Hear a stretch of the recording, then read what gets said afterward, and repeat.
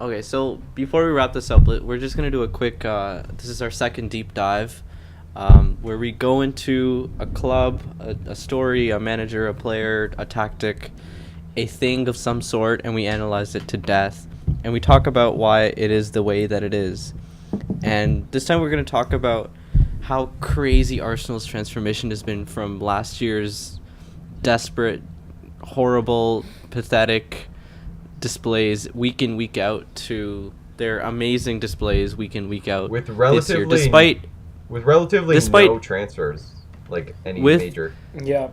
So with their biggest transfer being their manager. Yeah. So yeah.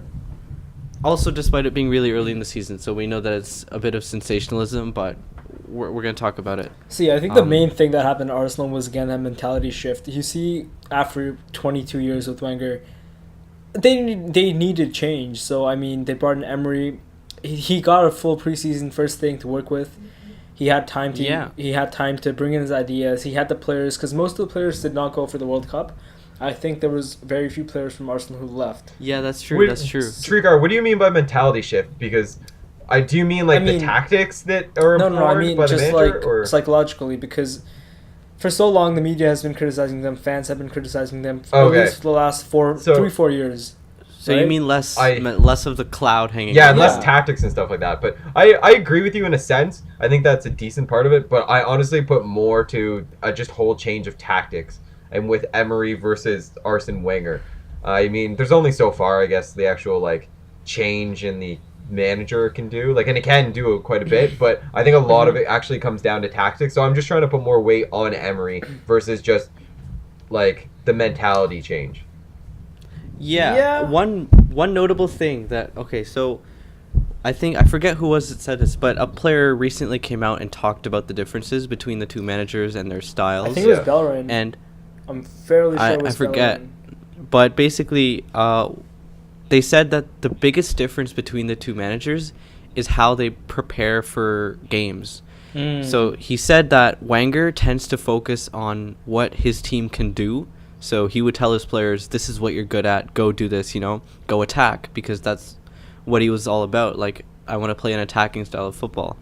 And what Emery tends to do a lot more is focus on the opposition and how we can counteract the opposition, and also learning about the opposition so that you're aware of what they're going to be like on the pitch. That's actually that's very smart, customizing yourself to the teams.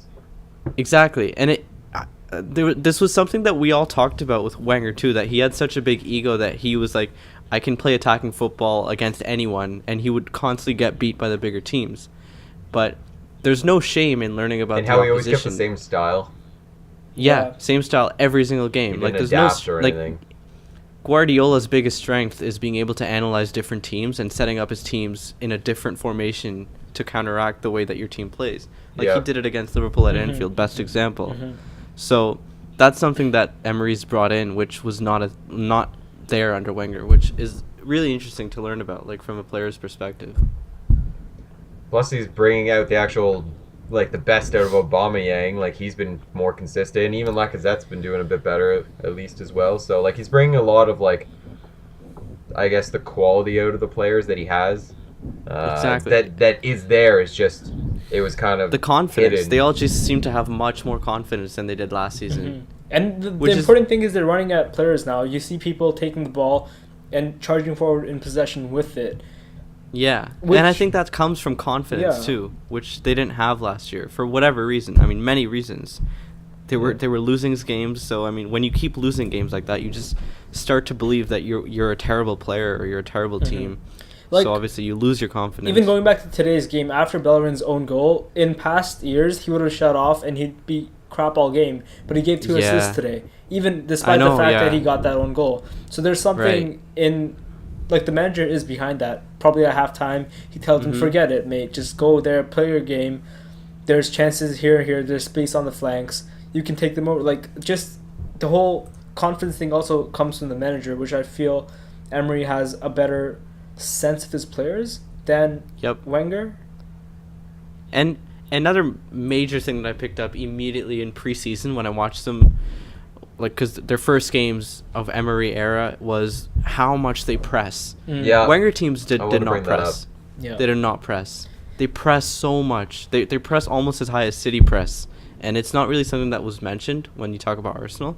But it's a big part of how they play now. So yeah. And it was actually criticized earlier. But sorry, go on, Tristan. I was going to say, what I've noticed with Emery is very tactical mindset in the sense that every third of the field he almost has a plan for the players to do kind of thing as well. So when it's like the ending third, very high press like you mentioned, and then he like has another plan for the mid third and everything. Like everything's kind of like preset and designed as well, which is working well for them, clearly. Yeah.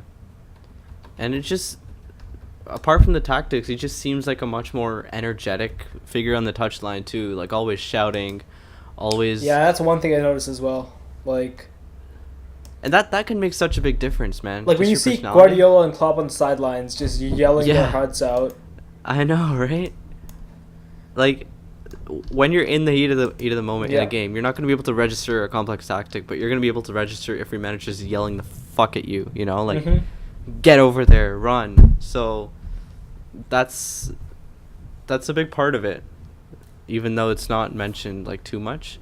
Also, one more thing is Emery brings his subs on very early into the second half, whereas Wenger used to bring his subs on very late into the game. Yeah, he would bring up someone's like the 85th minute. Like today, it wasn't necessary, but Aubameyang came in 64th, somewhere there, 60th minute. But with Wenger, the players would come in, say 78, 79, where they wouldn't have time to really do anything. Yeah. Which I feel Wenger was doing totally agree. Like later years. Like we saw substitutions come late into games where... Yeah. Arsenal fans complained about it all the time. They're like, bro, why this guy does not put on subs. Yeah. It's like...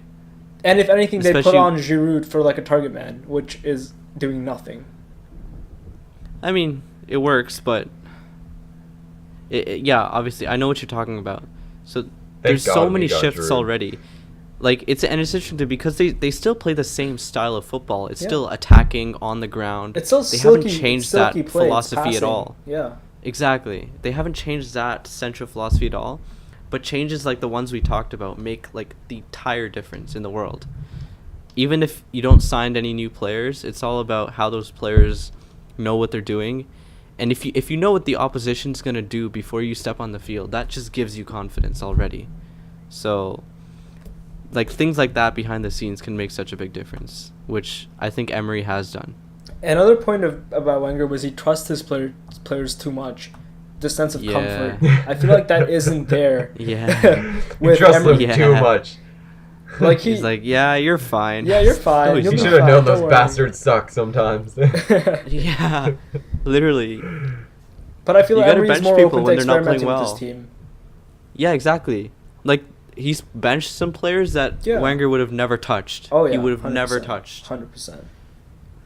Like, Aubameyang on the bench never would have happened under Wenger. No, yeah.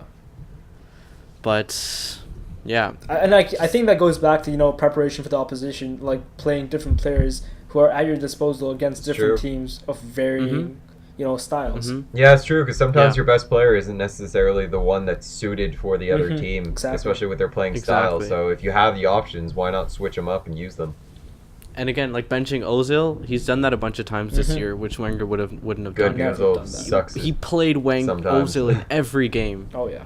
Every time Ozil got criticized, not an issue. I'd like to see Ozil back on top form. Like, consistently. Oh, it's so good to see. It'd be nice. I remember the days with Real Madrid, and he was so good. Yeah, he was back on it today, man. I hope he stays this way. It was so beautiful to watch. Well, I don't hope he's back on it too much, because they're right with Chelsea, so just enough to get them like behind Chelsea in the standings. That is the amount of on it I would want him to be. Just a little bit on it, not too much. Just a little bit on it. I mean, if everyone else is doing poorly, then he can be really on it, but it's got to be relative. Okay. All right, Tristan. But yeah, that's just about what I wanted to cover for deep dive. Yep. It's interesting. We'll have to see in the coming weeks. Yeah. Also, it's really early. But so far, so good. I mean, I don't think Arsenal fans expected this when Emery took over. And neither were we, to be honest. 2 points off the top of the table. Yeah. I mean, the top of the table is so cramped anyway. 23, 23, 23, 21, 21.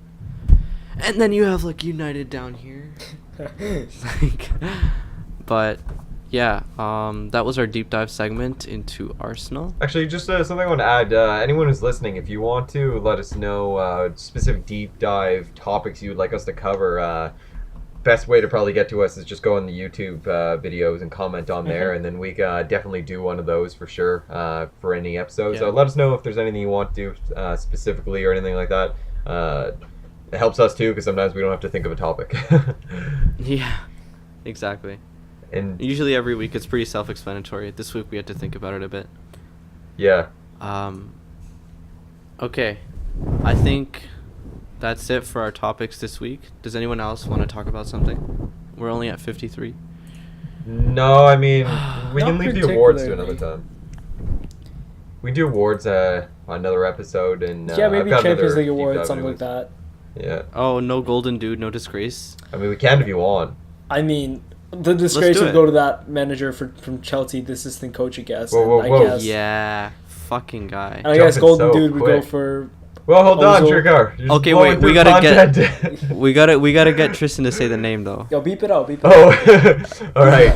So Gary Neville's biggest disgrace of the week goes to Michael Lanini. Lanini. Lanini. All right, and the golden dude of the week, our Oh. resident house golden dude. Who were you gonna say? Mesut Trigger? Ozil. Mesut Ozil. Mesut Ozil. Yeah. Has to be. Yeah, it has to be. Has to be. He controlled the game. Such a good performance. top to bottom. Vintage Ozil, man. Vintage Ozil, vintage Arsenal. Too So good. nice to see. Too good. That's why I wore this sweater today. You know what? That's fair. I'm good with giving it Ozil. I mean, the only awards any Arsenal players or the team has won Yeah, has I always think been that's our been the biggest first time on the disgrace. channel. For the first True. time ever, on It's reversed. Football Arsenal's not the Mezzanine, disgrace. You will now see Not bad. an Arsenal player win Golden Dude. But yeah, Of the week. of the week. Yeah, so congratulations to Mesut Ozil. You can come pick up this award. Just come on In our show as a guest at Ottawa? one point. We'll send you a plaque or something. I think that's fair. Very nice. All right. So Alright. that wraps up basically this episode 31. That's Football Mezzanine episode 31, 31. for Yes, sir. you. Thank you all for Um, listening and or watching, depending on the platform that you are on. If you do like these, please go to our YouTube channel and hit that subscribe and like button. We do appreciate those. Show us a bit of love if you're on the other platforms. And also, if you're on the other platforms or any of them, thank you again for listening. We do appreciate everything. And other than that, I think that is it. Yes, Yeah. sir. Again, if you think we're a hidden gem that just needs to get out there, get us out there, you know. Please, Subscribe, with your like, friends. share, please. comment, and let us know. So, yeah, thanks for listening. I'm Anch. Okay, well then I'm Tristan. Those are- Shrieker's taking yeah. too long. Okay. And you're listening to and or watching Football Mezzanine. Thanks again. Peace out, everyone. Signing off.